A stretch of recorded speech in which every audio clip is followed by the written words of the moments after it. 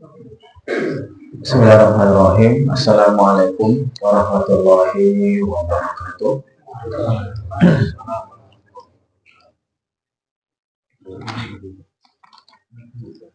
Alhamdulillah, alhamdulillahirabbil alamin wal aqibatu lil muttaqin wala udwana illa 'alal zalimin.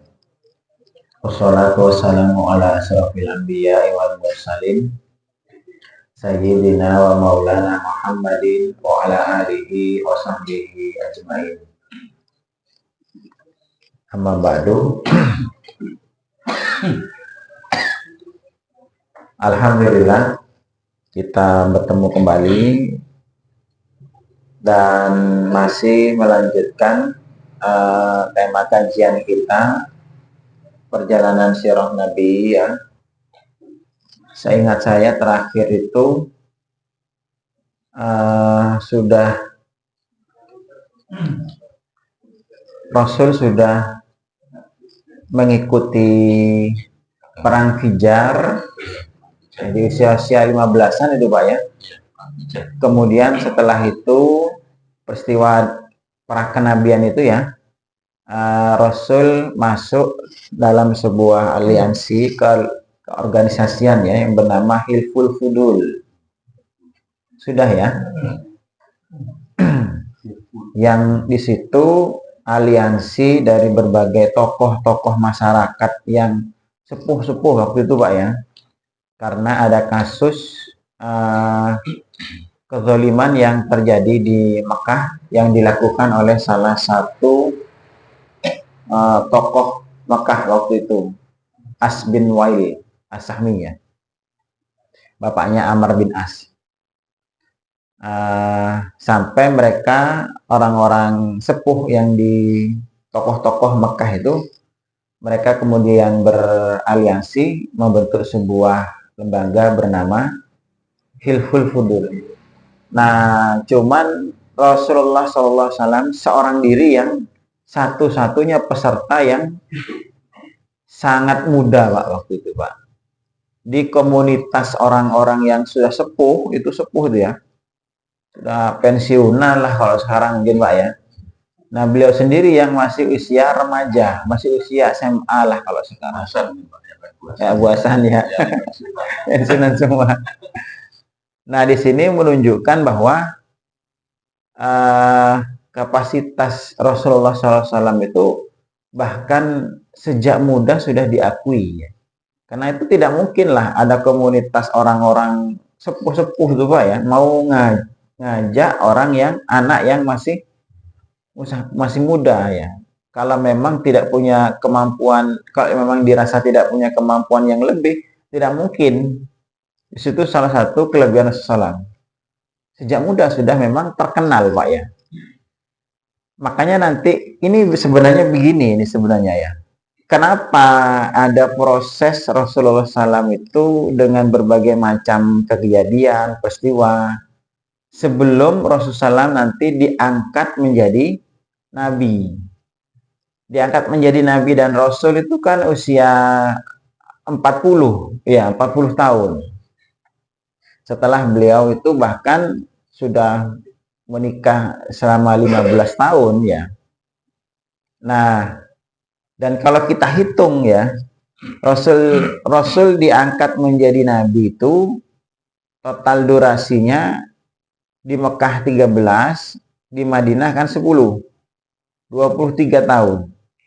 Sedangkan Rasul diangkat butuh masa persiapan itu sampai usia 40 tahun, Pak.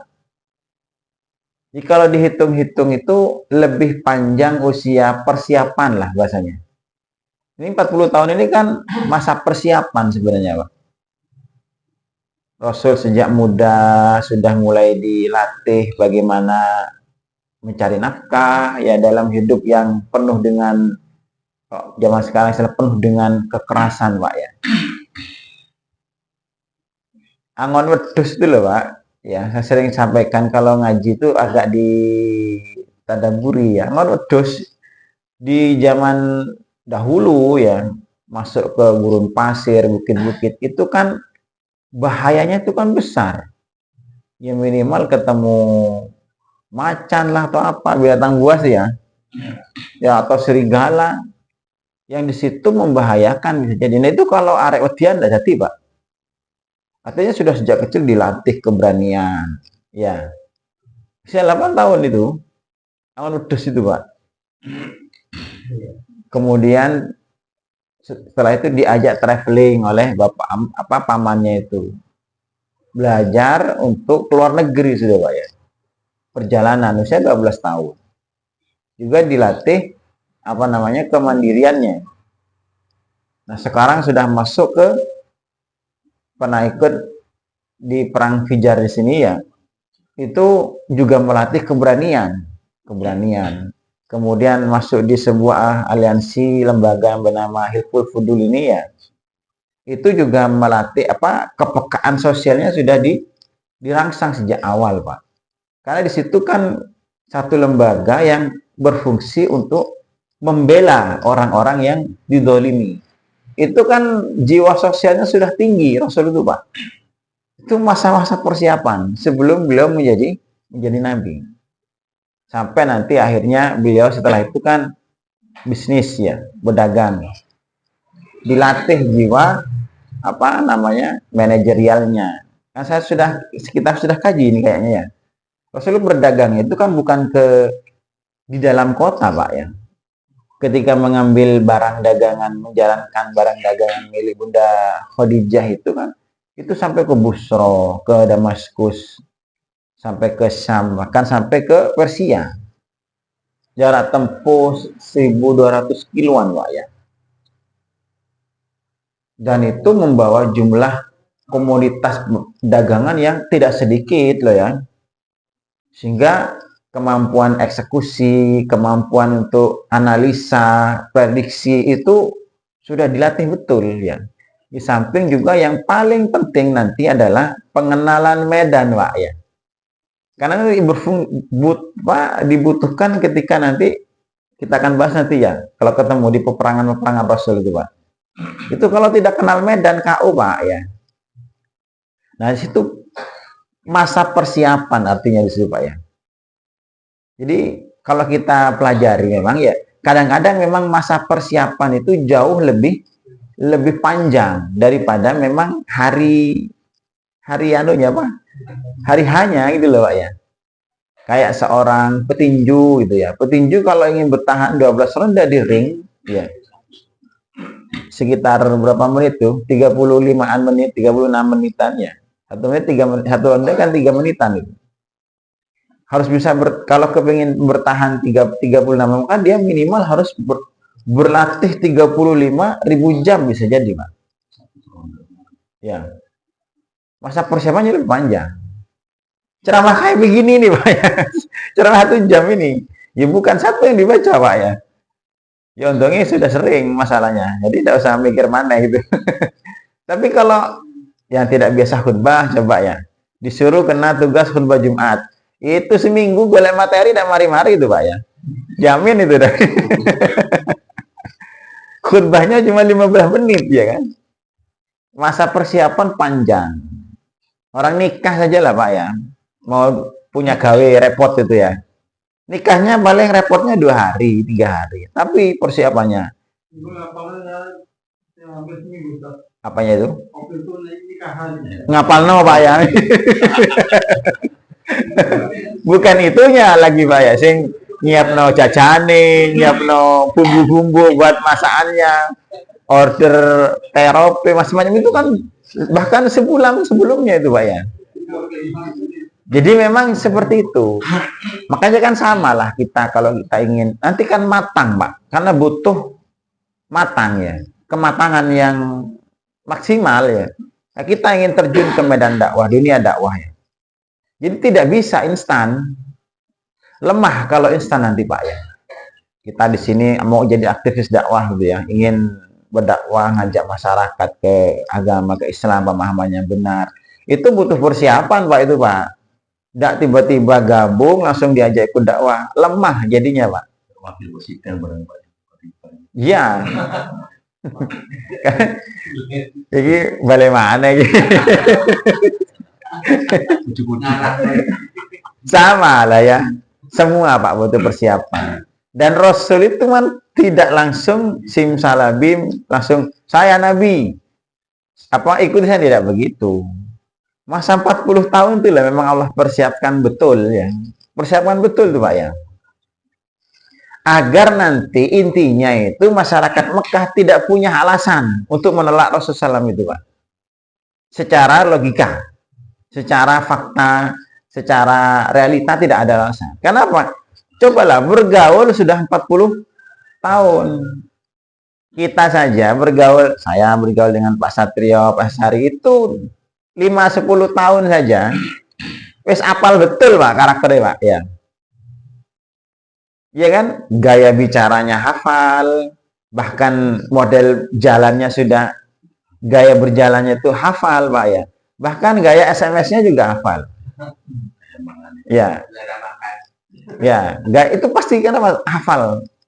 Jadi karakternya sudah tahu 10 tahun. Lah ini masyarakat Mekah bergaul dengan Rasulullah SAW 40 tahun, Pak. Pasti mereka sudah sangat kenal betul bagaimana karakter Rasulullah SAW itu, ya, bagaimana kepribadiannya, akhlaknya dan sebagainya. Bahkan gelaran Al-Amin itu, ya, gelaran Al-Amin itu, Pak ya, itu tidak ada satupun ya orang di Mekah itu yang dapat gelaran itu kecuali Rasul. Padahal di situ ada Umar bin Khattab, kan ada Umar bin Khattab toh?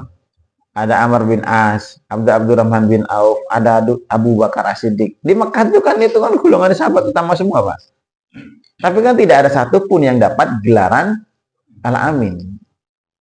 Jadi Rasul itu sebelum menjadi Nabi sudah super menonjol gitu loh Pak. Bukan setelah jadi Nabi menonjolnya Rasul itu Pak.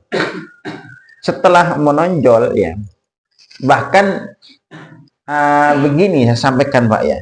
Rasul itu diangkat menjadi Nabi itu di usia 40 itu di usia puncak karir seorang manusia yang bahkan sampai sekarang pun dikejar-kejar oleh kita semuanya Pak. Coba apa yang dicari kita rata-rata manusia sekarang Pak? Yang dicari apa? Ya, harta pertama ya kan, kepingin financial freedom lah atau apa namanya kemandirian finansial ya. Yang Rasul itu kok sekarang istilahnya crazy rich Pak. Karena sebelum menikah dengan sebelum jadi Nabi itu sudah crazy rich Rasul itu. Orang kaya gila, orang kaya gila atau gila kaya, memang luar biasa kekayaan Rasul itu. Itu kayanya Rasul itu bukan hanya dari hartanya Bunda Khadijah, bukan warisan juga Pak ya, tapi memang dari Rasul sendiri memang kan jago bisnis Pak. Itu sudah kaya betul, menikah saja 20 ekor unta maharnya, usia 25 tahun, coba bayangkan, umur selawe bisa beli unta 20. Satu unta itu kisaran sekarang kalau 40 jutaan Pak ya. Kali orang buah 100 juta. Kalau orang nikah sekarang paling 50.000 uang tunai plus alat sholat gitu aja. Panjangnya melarat temen sekarang Pak ya. Itu 800 juta coba. Usia 25 tahun Pak. Kalau dibuat mahar itu kan berarti bukan harta seluruhnya toh. Sebagian dari hartanya. Itu asetnya Rasul sudah bisa mencapai angka MM-an di usia 25-an tahun itu Pak. Belum lagi nanti setelah menikah itu kan sama Bunda Khadijah kan diserahkan hartanya Pak. Jadi Bunda Khadijah itu intinya itu sudah pensiun bahasanya. Ketika menikah sudah keluar dari bisnis itu semuanya dihandle oleh Rasulullah SAW. Jadi sudah kaya Pak. Harta jangan tanya Rasul itu Pak ya. Satu itu. Yang dicari kita kan begitu Pak. Sekarang Pak. Setelah harta apa lagi? Kehormatan, tahta kan? Saya tadi itu. Rasul itu Al-Amin bahkan sebelum jadi Nabi Pak. Ya. Siapa tidak kenal Nabi Muhammad muda Pak? Orang terkenal, orang yang akhlaknya luar biasa. Disegani seluruh Mekah itu Pak. Kalau nyalak mungkin langsung jadi. Tanpa amplop. Ya. Kenapa? Karena orang sudah kenal semua, jiwa sosialisnya tinggi ya, kepeduliannya tinggi ya, keberaniannya juga jelas ya, kontribusinya untuk masyarakat juga luar biasa. Bukan seorang pemimpin yang tiba-tiba tidak pernah muncul, namanya tiba-tiba muncul, Pak. Untuk jadi seorang leader itu kan harusnya begitu, Pak. Harus merintis dulu dari awal, Pak. Kalau bahasa kita namanya pencitraan ya. Harus buat pencitraan dulu memang, minimal 5 tahun, Pak. Nanti pas hariannya kan nyalon kan ya. Kalau sudah terkenal. Itu Rasul bukan 5 tahun pencitraannya ya, bukan pencitraan tapi kan real, Pak. Kehormatan enggak dapat. Anak-anak, keturunan, itu semua yang dicari manusia sekarang, Pak. Itu sudah dimiliki oleh Rasul. Sebelum jadi nabi. Setelah jadi nabi, semua ditinggalkan oleh Rasul. Terbalik tidak dengan kita sekarang. Justru kalau kita setelah jadi ustadz, oleh KB, Pak. Tambah suki, tambah kayak jadi nyalek, Pak ya. Kalau sudah terkenal kan begitu. Rapi mana, Pak ya? Jadi jauh beda, Pak ya. Disitulah. Makanya kita perlu belajar di sini. Tidak banyak riwayat ya kalau perjalanan Rasul setelah menikah ini, tidak banyak riwayat yang detail yang menyebutkan ya. Hanya beberapa hal saja yang saya kira tidak terlalu urgen untuk kita bahas ya. Contoh seperti Rasul, kejadian seperti Rasul yang kasusnya apa itu namanya, waktu renovasi Ka'bah itu, waktu mau pindah Hajar Aswad, yaitu nanti bisa antum baca sendiri lah ya. Ada beberapa yang saya ingin sampaikan di sini sebagai bagian dari urutan materi setelah Rasul tadi yang ikut perang Fijar, Hilful Fudul, yang juga sebagai seorang pebisnis ya, yang sudah kita kaji kemarin ya. Nah, peristiwa yang juga perlu kita kaji itu tentang pra-kenabian, Pak ya. Jadi pra-kenabian, beberapa waktu Rasul sebelum mendapatkan wahyu dari Allah Subhanahu wa Ta'ala. Dan kita tahu kan, itu Rasul waktu itu kan sedang di Gua Hiro ya, sedang bertahannuts istilahnya, Pak ya. Tahannuts ya. Itu sebenarnya begini, untuk apa Rasul bertahannuts itu? Kalau kata orang sekarang, aja sering mendengar kata topo gitu, Pak ya. Saya sering mendengar itu. Bukan topo tuh, Pak ya, beda, Pak ya. Jadi kenapa Rasul itu bertahannuts ya? Kita kan tadi tahu, Pak ya, Rasul itu kan jiwa kepekaan, jiwa sosialnya tinggi. Jiwa sosialnya Rasul itu, Pak ya. Nah, sebenarnya Rasul itu tanda-tanda mau jangka jadi nabi, dapat wahyu itu bahkan 3 tahun sebelum Rasul itu menjadi nabi, Pak. Sudah ciri-ciri itu sudah ada gitu. Cuman Rasul tidak katekno, karena Rasul sendiri kan memang tidak pernah tahu apa itu nabi dan tidak pernah cita-cita menjadi nabi. Jadi kayak batu, ketika saya sering lewat ada batu yang bersuara Assalamualaikum, dalam hadis riwayat Bukhari ada itu, Pak ya. Jadi ada batu sudah sering bersalam kepada Rasulullah itu. Terus sering mimpi gitu ya, mimpi seperti melihat fajar pagi hari terbit memerah itu, Pak ya. Itu tapi Rasul tidak ngerti opo itu, karena memang Rasul tidak pernah terpikir. Cuman yang menjadi konsentrasi Rasul SAW itu ya, di Mekah ini kan jahiliyah, Pak. Ya kan? Di Mekah ini jahiliyah total. Walaupun kondisi masyarakat jahiliyah Mekah, kata para ahli sejarah ya, yang rusak kayak begitu, yang pelacuran, kemudian pembunuhan, riba, saling tindas menindas, yang kuat menindas lama, itu jahiliyah, perbudakan dan sebagainya. Di Mekah itu jahiliyah yang paling ringan, yang paling bagus gitu loh, Pak. Jarine para ahli sejarah, Pak.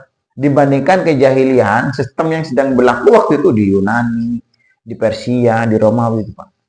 Jauh lebih buruk ya.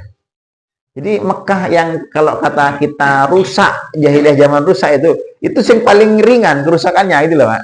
Waktu itu dibandingkan dengan Yunani, Romawi, Persia itu. Negeri-negeri yang adik superpower waktu itu. Nanti masih ringan, Pak. Nah, Rasul ini kan orang yang jiwa sosialnya tinggi, Pak. Makanya kan kalau kita menjadi salah satu pengikut Rasul ya, mengaku mengklaim pengikut sunnah, tapi kok tidak bersosialisasi dengan masyarakat, jauh Pak ya. Sangat beda Pak. Karena kepekaan Rasul, kepedulian, itu terlibat betul di tengah masyarakat itu luar biasa. Nah, si ini yang menjadi, kan orang baik kan tidak senang kalau melihat situasi rusak Pak. Tidak mau diam dia. Kepingin gimana caranya situasi ini berubah jadi baik gitu Pak. Tidak enak lek menang.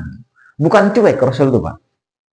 Sehingga itu yang dilakukan Rasul kemudian dengan hartanya Pak ya. Dengan harta yang dimiliki dia gunakan untuk memperbaiki tatanan sosial itu Pak. Sudah banyak yang dikeluarkan dari berbagai macam harta benda yang dimiliki Rasul itu.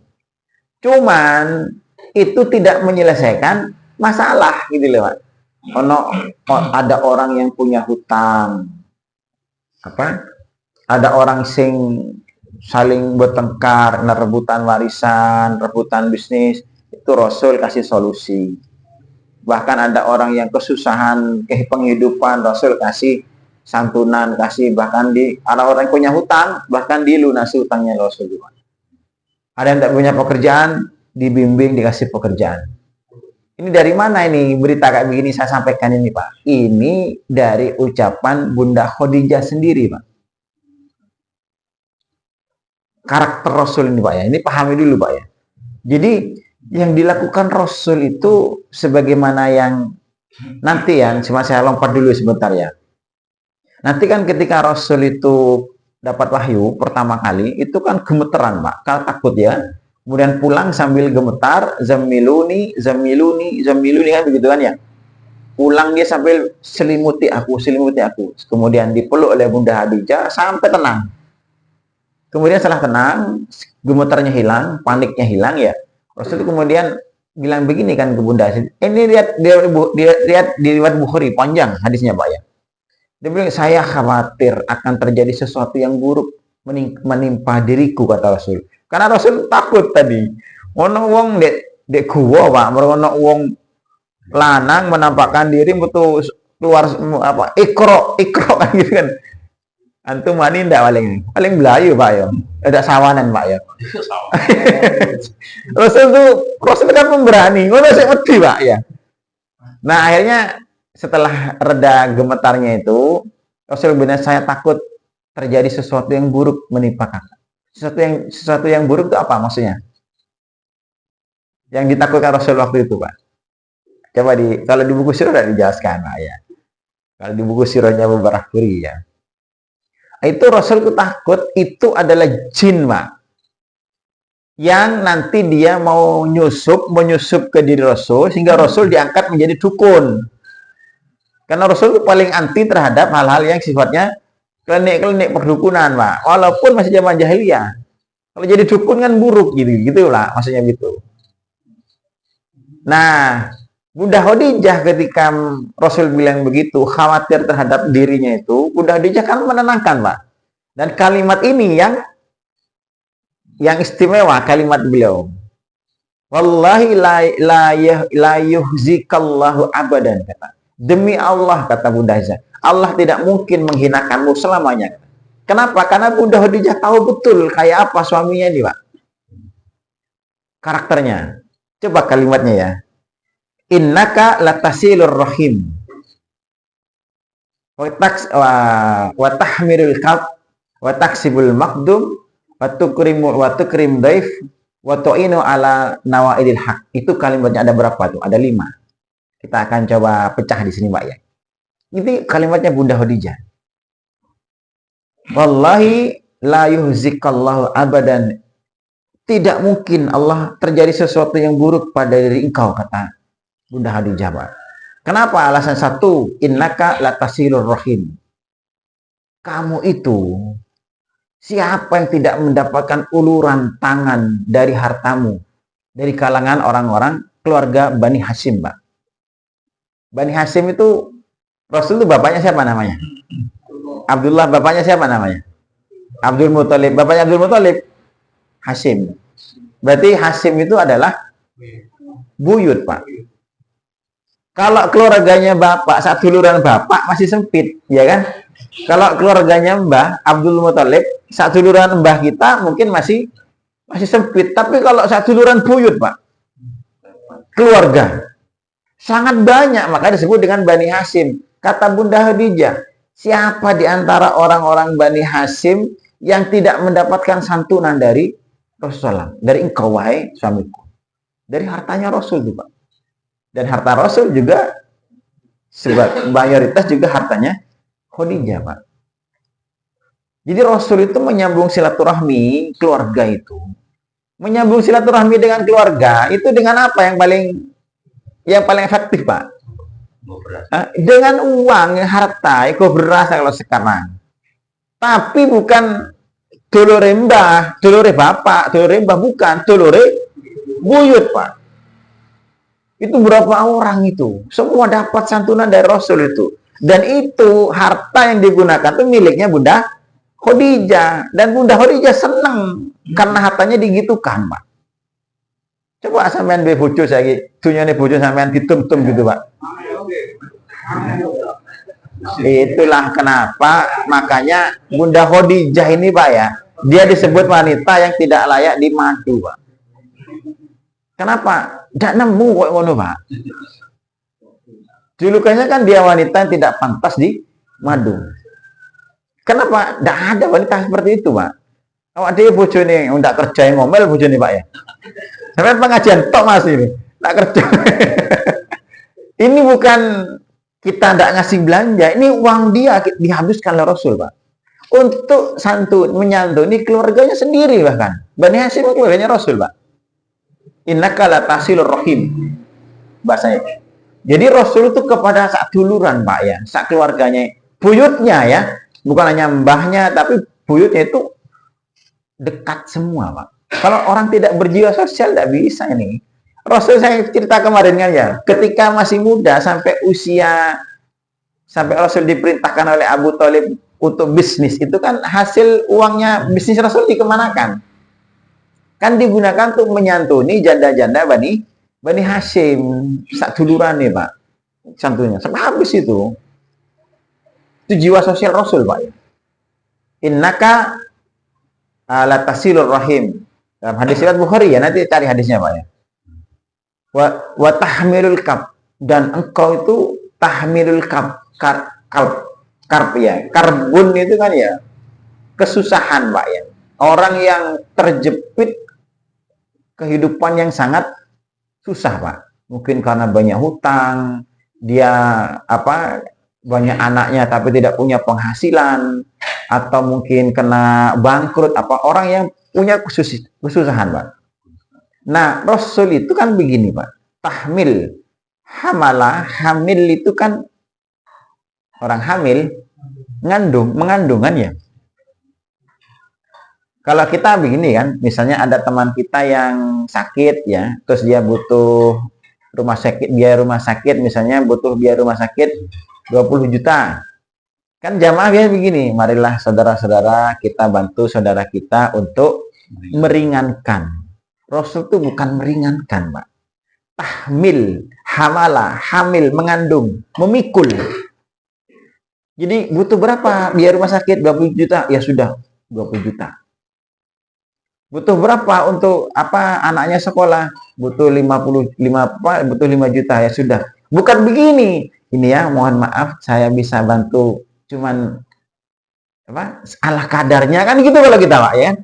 Kalau kita bantu orang kan bantu ala kadarnya. Tidak menyelesaikan masalah. Rasul itu tahmirul kab, menyelesaikan kesusahannya orang, Pak. Dengan apa itu? Pakai apa? Pakai omongan, tahu siapa, pakai duit? Ya pakai duit, Pak. Duitnya siapa digawe itu, Pak? Bunda Khadijah. Dan itu senang Bunda Khadijah gitu kan, Pak. Ono ndak wong wedok ngono, Pak. Bukan angel, Pak. Ndak ono, Pak. Ya. Sing ono bukan angel, ngomel, Pak.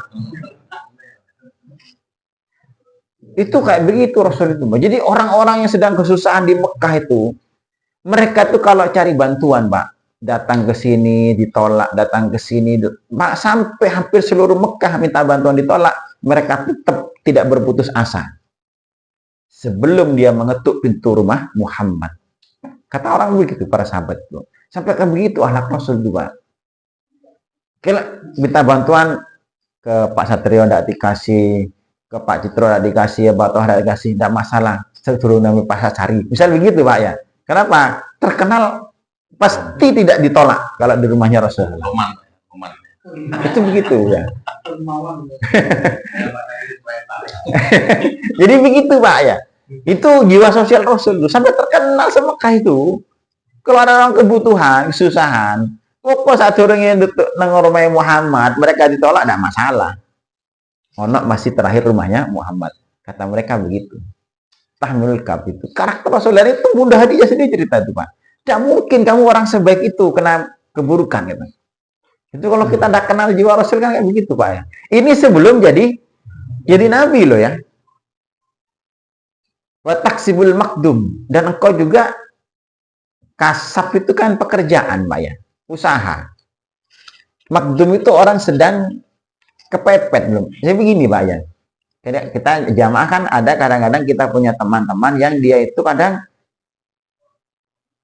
tidak punya penghasilan plus tidak punya pekerjaan dan dia punya tanggungan. Ada kadang-kadang kita punya teman atau saudara atau kerabat yang begitu kan ya, atau kenalan. Pengangguran, Pak.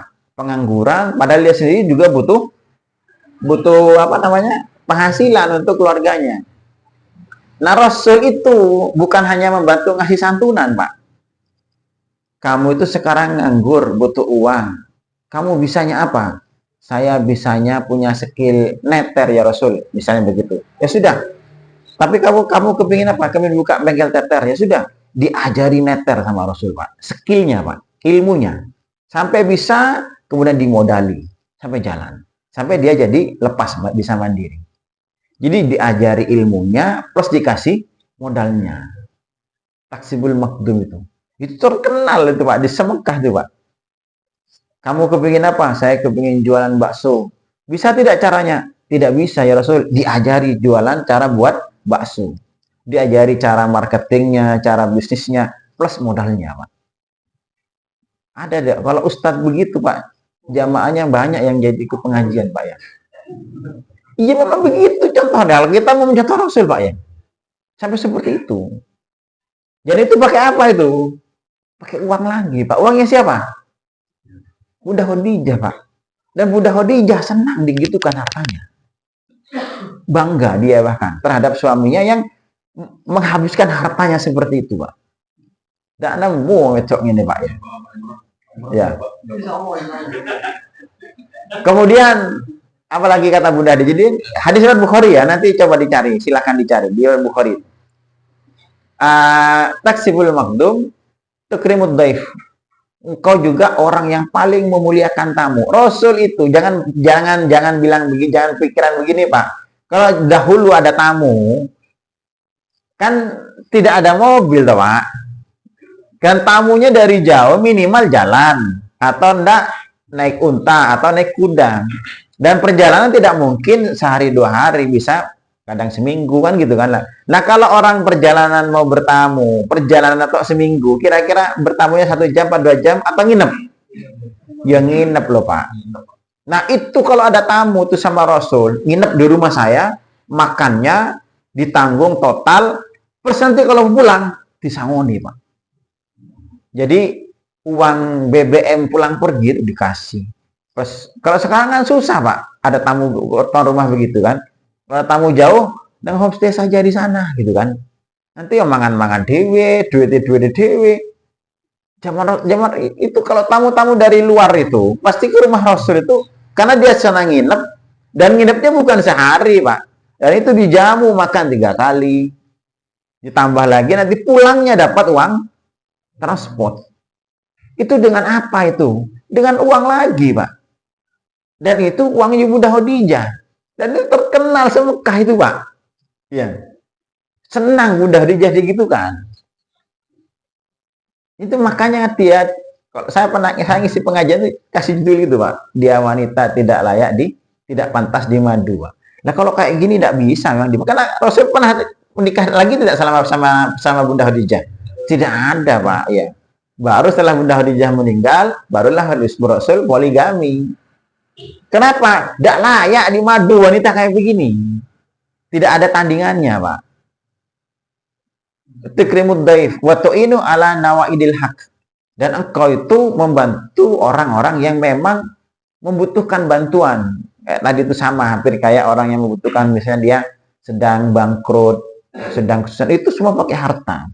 Nah, yang dilakukan Rasul begitu itu tidak menyelesaikan masalahnya di Mekah itu Pak. Tetap carut-marut kondisi Mekah. Itu hanya menyelesaikan cabang, karena pokok sumber masalahnya tidak selesai. Disinilah Rasul kemudian dia itu mikir gitu loh Pak. Yo, apa caranya masyarakat ini cenek nggak kacau kayak begini. Nah, ketika mikir-mikir itulah yang kadang-kadang Rasul kebingungan kan, yo kebingungan mencari solusi cara untuk memperbaiki masyarakat yang teror ini Pak. Bingung itu kan zol, sesat. Wa wajadaka dhallan itu Pak. Di surat apa itu? Ad-Duha itu Pak. Kami dapati engkau Muhammad dalam keadaan sesat. Bukan sesat melakukan perbuatan buruk, bukan. Rasul itu bingung. Rasul itu tidak tahu gimana cara memperbaiki masyarakat yang sedang rusak ini Pak. Itu maksudnya. Ojo keliru nafsir no ayat itu Pak. Rasul dalam keadaan sesat. Bukan Rasulnya yang sesat, bukan. Karena Rasul itu bingung. Cari cara gimana caranya memperbaiki masyarakat ini. Makanya kemudian Rasul menyendiri.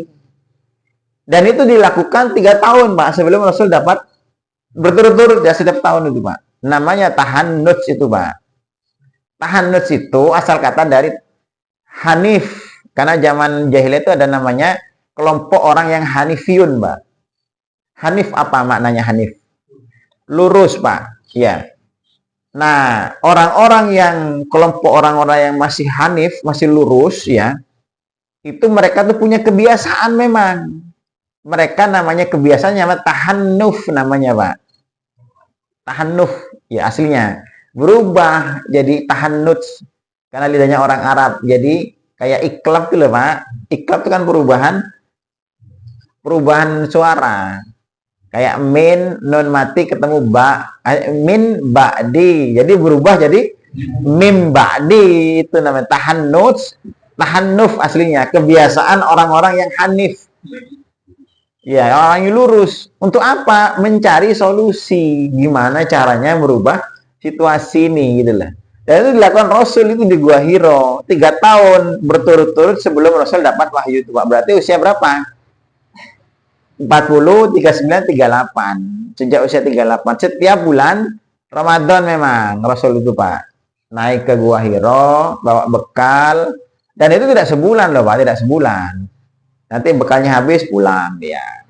Naik lagi, bawa bekal lagi, bekalnya habis pulang. Yang dilakukan apa di dalam sana? Tafakkur. Itu topo Pak, topo. Mikir Pak. Masih mikir apa? Gimana cara solusi memperbaiki tatanan masyarakat yang rusak ini? Karena butuh keheningan memang. Kadang-kadang kita kalau ingin memperbaiki situasi harus keluar dari situ, Pak. Karena kalau kita di dalam terus, tidak akan pernah jernih pikiran kita. Nanti nggak percaya, cobalah. Ya. Sekarang jamaah pengajian. Error kan? Coba metua dulu, Pak. Ya. Sebulan, 2 bulan, saya ikut pengajian dulu, pantau dari luar, pasti nanti ketahuan. Oh, kelemahnya di sini, yang perlu diperbaiki ini, yang perlu ditingkatkan ini, pasti ketahuan. Tapi kalau antum di dalam ngefan misalnya, tidak ketemu LE Pak, tidak ketemu kekurangannya. Dalam sebuah lembaga ormas kelompok begitu, coba antum keluar sebentar. Bukan keluar dalam arti menjauh, bukan, tapi untuk melihat dari luar Pak. Baru ketemu nanti. Itu caranya begitu. Triknya. Karena kalau kita masih di dalam, dia masih terlibat di dalamnya, ya yang ada nanti munculnya fanatisme, bener terus, dan salah, bahkan dikritik orang kita marah. Sehingga tertutup kita. Kadang-kadang begitu caranya. Makanya kan kalau kita melihat kesalahan orang gampang tidak? Gampang, Pak. Kalau melihat kesalahan diri, angel. Gajah di pupuk mata, tak kelihatan gitu kan ya. Semut pun sama-sama tak kelihatan. Jadi salah makanya Rasul sampai Rasul hari ke Ramadan ya tahun usia 40 itu baru kemudian Jibril datang, dan itu pun Rasul tidak kenal, Pak, ya Jibril itu. Jadi fungsi tahannus itu begitu. Kita menyendiri bahasanya untuk berpikir mencari solusi. Kita apa ada sekarang syariat begitu? Ada tidak? Apa? Oh, bukan. Di itikaf. Itikaf itu kita untuk menarik diri sebentar dari dunia, Pak. Makanya kalau itikaf cari masjid yang paling sepi. Ojo itikaf ngobrol nostalgia reunian, Pak. Nggak dapat hikmah itikaf di sini, Pak. Bakar sate, bakar iwak bakar, yo ayam bakar margono pengajian jadwalnya mulai pagi, senam, siang, tausiah rohani gitu ya. Bukan itikaf namanya nih, Pak. Kenapa hikmahnya itikaf itu kita keluar dari kesibukan dunia, kita evaluasi apa pekerjaan kita, amalan-amalan kita selama setahun ini, apa yang kurang, apa yang keliru, apa yang bengkong, apa yang perlu dibenahi, itu dilacak terus, Pak. Nanti perbaikan ke depannya apa. Itu fungsinya itikaf tuh begitu. Bukan datang, ya bolehlah namanya ada teman ya mau ngomongan, tapi bukan fokus utama pekerjaannya itu, Pak. Kenapa tadi, Pak, model kayak tahannus. Kita mencari solusi dakwah macet ini. Kenapa? Coba dipikir, Pak, ya. Apa yang membuat dakwah ini tersendat misalnya begitu?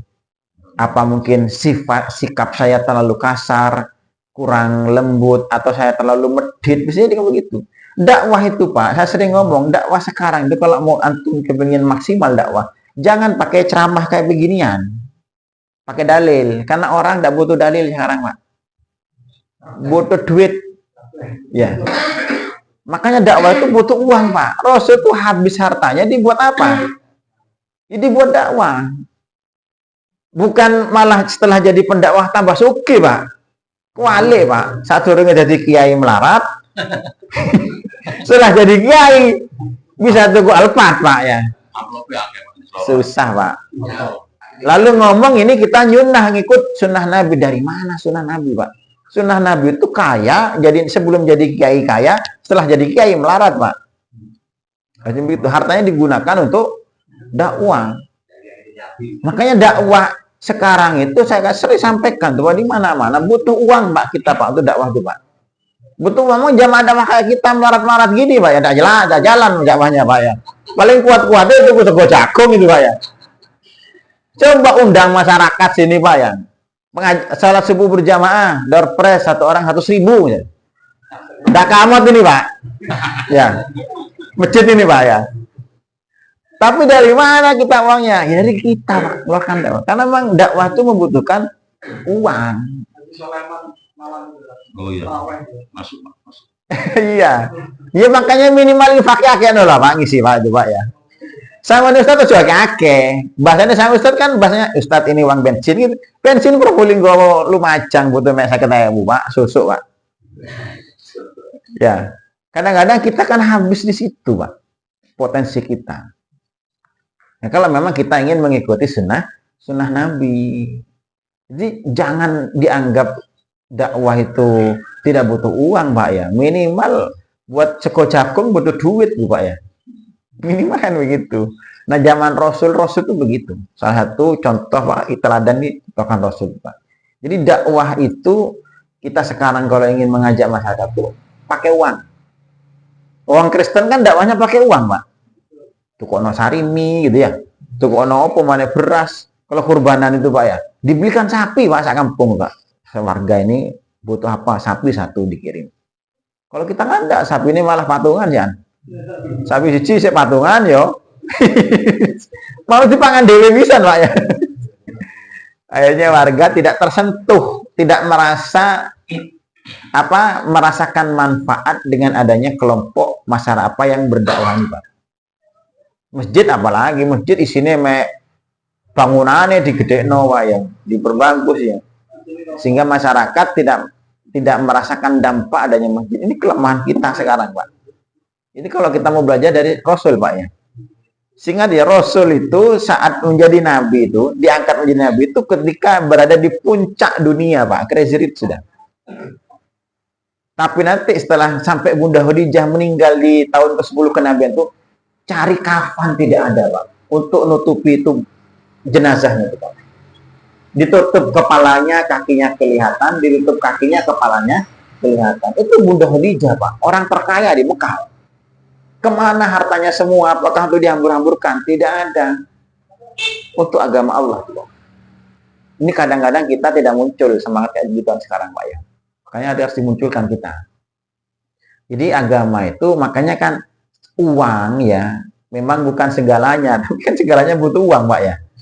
Uang tidak dibawa mati, tapi tidak punya uang kayak uang mati, Pak. Apalagi dakwah, Pak ya. Dakwah ini sangat butuh terhadap uang nih, Pak. Makanya kita kan setidaknya jangan hanya pengajian, praktek dari hasil pengajian itu, Pak. Salah satunya dengan kita keluarkan uang kita. LDI itu 10%, Pak. Saya punya teman LDI, 10%, Pak. Mbak Marwan punya penghasilan berapa sebulan? 5.500.000. Setiap infaknya itu, Pak. Mbak Citra punya penghasilan berapa? 3.300.000. Makanya bisa berkembang dakwah. Kalau kita kan kebingungan, setiap laporan mesti miris, Pak. Kas minus. Itulah makanya kan salah satu pelajaran kita bahas setelah Rasul kejadian setelah Rasul menerima wahyu, insya Allah di pertemuan berikutnya. Kejadian apa dan ada sebagian sunnatullah ya yang tidak bisa digeser juga. Setelah bagaimana setelah Islam, bagi Rasul sebelum Islam Al-Amin, ya kan? Orang semua segan. Setelah Islam Rasul apa? Julukannya sahirun kadab, penyihir, gila, sobi, orang kurang akal. Padahal orang yang paling mulia sebutannya sebelum Islam. Dan itu menjadi sunnatullah, Pak. Antum sebelum berdakwah dipuji orang, disegani orang. Setelah berdakwah ngajak orang, dibully orang. Itu sunnatullah, Pak. Ya, sunnatullah itu. Jangan menghindar jalan itu. Kalau menghindar, antum berarti keluar jalur, Pak. Ya. Nanti kita akan bahas nanti di pertemuan berikutnya. Siap dibunuh. Iya, siap dibunuh, Pak. Masalahnya tapi tidak siap melarat kita, Pak.